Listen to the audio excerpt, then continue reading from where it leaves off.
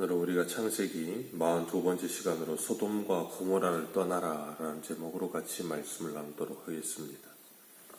어제 도시 전하는 하나님의 심판의 말씀을 농담처럼 여기는 사람들의 모습을 보았습니다.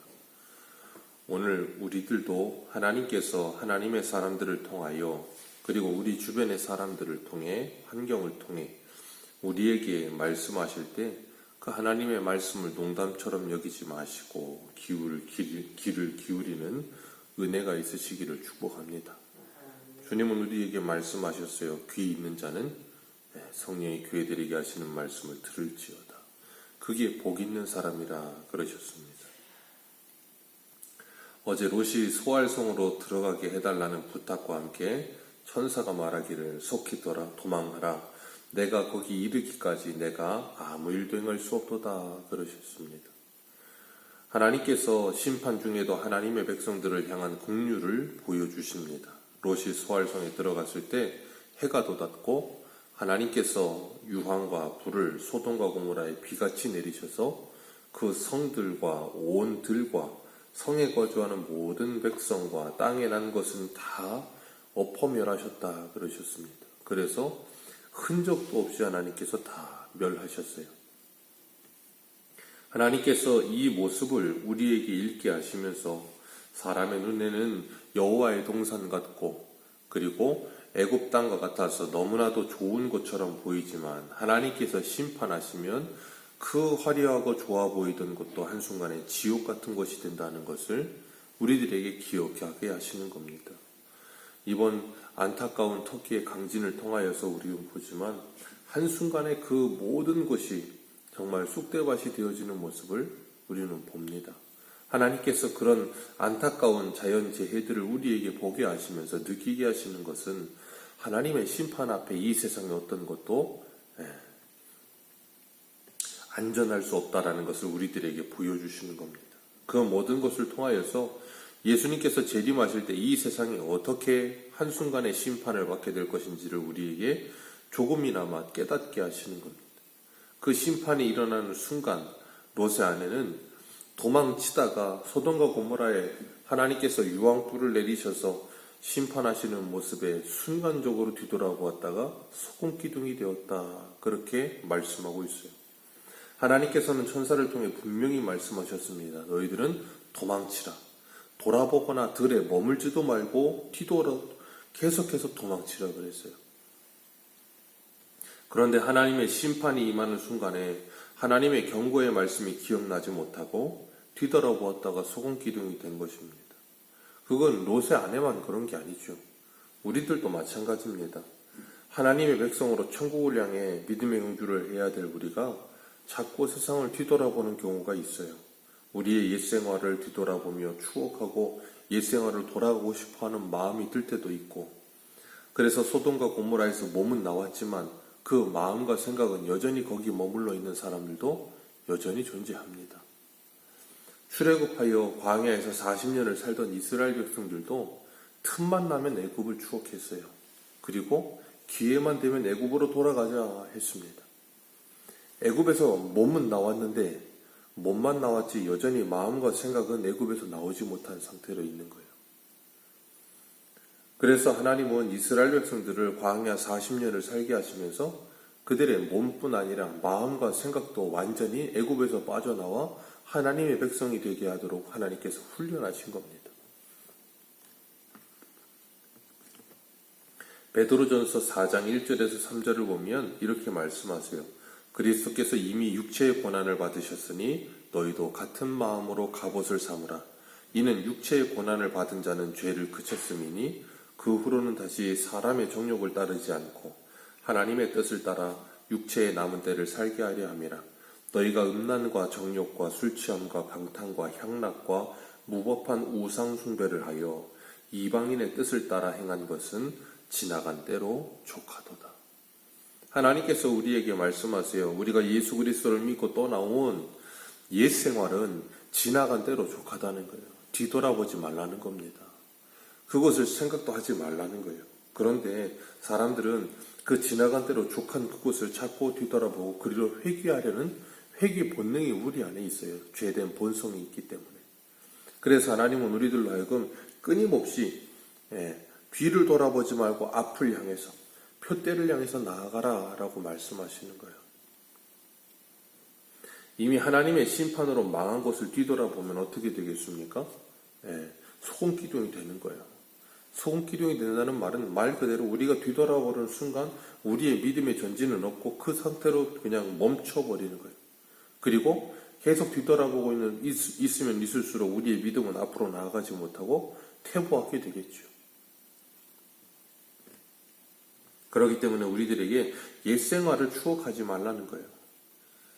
그런 마음이 들 때마다 이 말씀을 기억하고 뒤돌아보지 말고 지나간 대로 족함을 알고 주님을 더욱더 묵상하고 예수 그리스도를 바라보며 앞으로 나아가라 말씀하시는 겁니다. 그렇기 때문에 우리가 이런 모습 속에서 우리의 믿음이 자꾸 뒤돌아보려고 할 때마다 하나님의 말씀을 기억해야 돼요. 애굽의 소돔과 고모라에 두고 온 모든 것들이 생각날 때마다 주님의 말씀을 기억해야 돼요. 주님께서는 누가복음에도 말씀하시는 것처럼 손에 쟁기를 잡고 뒤돌아보는 자는 하나님의 나라에 합당하지 않다 그러셨거든요. 아브라함은 아침 일찍 일어나서 여호와 하나님과 섰던 그곳에서 소돔과 고모라를 바라보니 온 지역이 온기가마에 연기가 치솟는 것처럼 막 치솟는 걸 보았어요. 그리고 하나님의 언약이 성취되어지는 모습을 아브라함은 눈으로 보았습니다. 하나님께서 아브라함에게 언약을 자손에게 주시겠다는 언약도 그 언약의 말씀도 성취되고 하나님이 소돔과 고모라를 심판하시겠다는 그 언약도 성취되는 것을 봅니다. 하나님의 언약은 구원과 심판의 언약이 다 동일하게 반드시 성취됩니다. 우리가 그것을 분명히 기억할 수 있어야 합니다. 29절에 보면 하나님께서 롯을 구원하신 이유에 대해서 분명히 말씀하고 계세요. 하나님이 아브라함을 생각하사 롯을 그 엎으심 중에서 건져내셨다라고 분명하게 말씀하고 계세요. 아브라함을 생각하사 그 엎으시는 중에서 롯을 내보내셨다. 아브라함을 생각하사 롯을 구원하셨다. 하나님께서 예수 그리스도를 생각하사 우리를 구원하여 주셨음을 기억하시길 바랍니다. 롯이 구원받을 만한 것이 있어 그가 의로워서 아니면 하나님의 어떤 무엇이 조건에 합당해서가 아니에요. 하나님의 긍휼과 은혜로 그가 하나님의 은혜로 구원받은 거예요. 그런 것처럼 우리들도 예수 그리스도의 은혜가 아니었으면 우리는 구원받을 수도 없는 존재였음에도 불구하고 하나님께서 우리를 예수 그리스도로 말미암아 구원하여 주신 거예요. 그래서 우리는 그 은혜만을 자랑하는 겁니다. 롯이 소알에 거주하는데 눈앞에 보이던 소돔과 고모라가 심판을 받는 모습을 분명히 보았겠죠. 근데 롯이 이 소알 땅에서 머물러 있는 것을 두려워했다 그랬어요. 그래서 그가 어디로 갑니까? 산으로 도망쳐 올라갑니다. 처음에 천사가 롯에게 이야기하기를 너희들은 빨리 도망하여서 산으로 가라 그랬어요. 그랬는데 롯이 보니까 산은 너무 먼 것 같고 저 옆에 소알성으로 가면 딱 맞겠다 싶어서 자기가 그리로 가겠다고 이야기를 했어요. 그리고 천사는 네가 거기 들어가기까지는 심판하지 않겠다 그래놓고 들어가니까 소돔과 고모라를 심판했습니다. 근데 롯이 보니까 소돔과 고모라가 심판당하는 모습을 보니까 너무 두려운 거예요. 이 근처에 지척에 있다가는 심판을 자기도 심판받을 것 같은 두려움이 생기니까 또 멀리 산으로 도망치는 겁니다. 롯은 처음부터 자기 생각대로 이 모든 걸 해요. 하나님께서 가라고 하면 산으로 가면 되는데 거기까지 가다가는 잘못될 것 같다는 자기의 생각에 소알성에 머물렀어요. 그런데 소알성에 머물러도 심판당하는 모습을 보니까 자기 생각에 여기 있다간 자기도 심판당할 것 같은 거예요. 하나님이 분명히 소알성을 심판하지 않겠다고 하는데도 불구하고 하나님의 말씀을 믿지 못하고 자기 생각대로 또 산으로 도망칩니다. 그리고 두 딸과 함께 그 산에 도망쳐서 굴 속에 들어가서 거주하는데 그 두 딸의 이야기가 참 가관입니다. 서로 상의를 해요. 아버지는 늙었고 온 세상에 도리를 따라 우리의 배필될 사람은 없다. 말도 안 되는 소리죠. 왜 온 세상입니까? 그들에게 온 세상이란 소돔과 고모라가 온 세상인 거예요. 다른 곳도 얼마든지 사람이 있었습니다. 아브라함이 사는 곳도 있었고 하란도 있었고 얼마든지 사람이 있어요. 근데 롯의 두 딸에게는 소돔과 고모라가 온 세상이었던 거예요. 거기 무너지니까 다 무너졌다고 생각하는 거예요. 그리고는 생각하는 거라고는 소돔과 고모라에서 20여 년 동안 나고 자라서 생각하고 보고 배운 게 소돔과 고모라예요. 그러니까 그들이 해결책으로 만들어낸 게 아버지에게 술 먹이고 잠들면 거기 들어가서 동침해서 자식을 낳자는 거예요. 세상에 이게 사람이 할 짓입니까? 이 롯의 두 딸에게는 이미 소돔과 고모라의 모습이 그대로 있는 거예요. 모세가 이 말씀을 기록하면서 이스라엘 백성들에게 너희들이 애굽에서 몸은 나왔지만 너희들의 머리와 마음은 아직도 애굽 속에 있구나. 거기서 나오지 않으면 이런 비참함 속에 빠진다는 걸 가르치고 있는 거예요. 오늘날 우리들도 마찬가지입니다.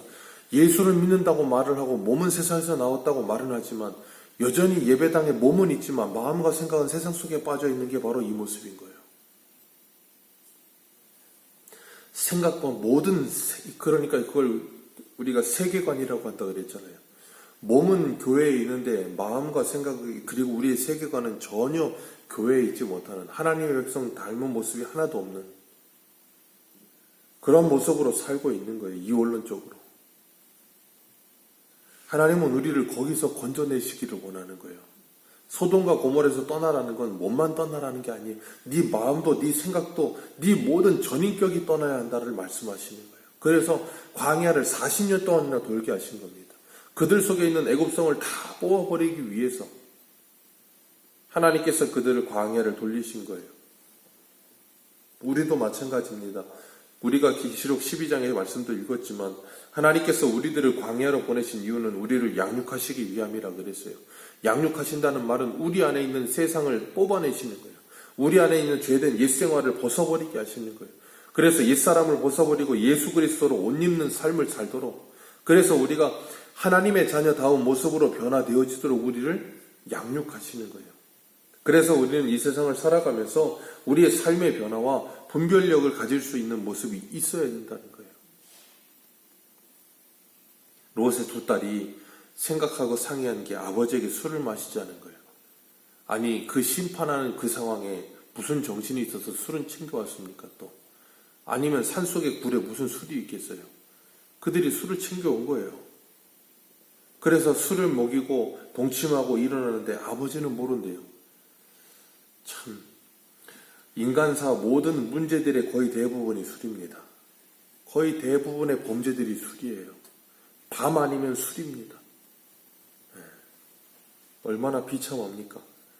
요번에도 저 인천의 주안에서 일가족이 다 죽는 아이 둘과 엄마와 아빠 네 가족인가 5가족이 다 죽었어요.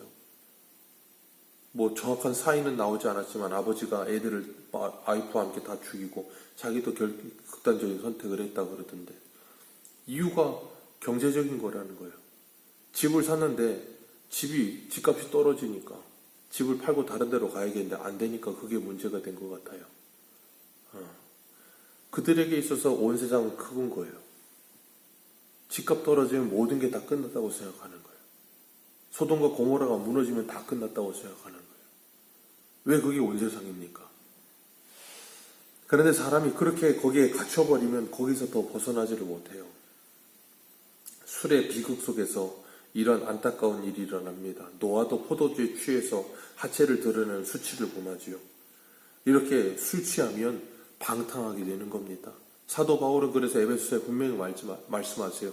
술 취하지 말라. 이는 방탕한 것이니 오직 성령의 충만을 받으라. 그건 알코올만을 말씀하시는 게 아니죠. 이 세상에 우리가 취해서 애굽에 취해서 소돔과 고모라에 취해서 거기서 벗어나지 못하는 모든 생활이 뭐예요? 술 취해 있는 상태예요. 그러면 그 끝은 방탕으로 가게 되어 있어요.